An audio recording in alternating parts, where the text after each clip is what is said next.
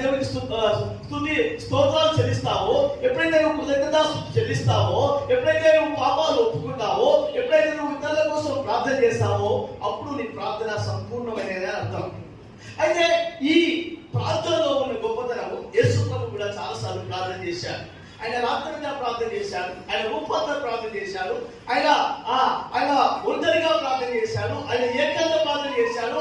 అంతకంటే గొప్ప విషయం ఏంటంటే ఆయన రూపాంతర ప్రార్థన చేసినప్పుడు ఆయన ముఖ రూపము మారిపోయాది.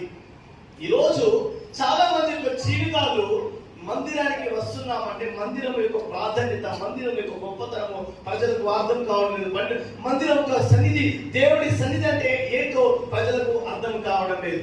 నా ప్రియమైన దేవుడి సంగమా, ఈ రోజు ఈ జ్ఞాని అనే సొలొమోను ఆయన ప్రార్థిస్తున్నప్పుడు ఎలాంటి ప్రార్థన చేశాడో ఒక మాట మీ ముందు పెట్టాలని ఆశిస్తున్నాను.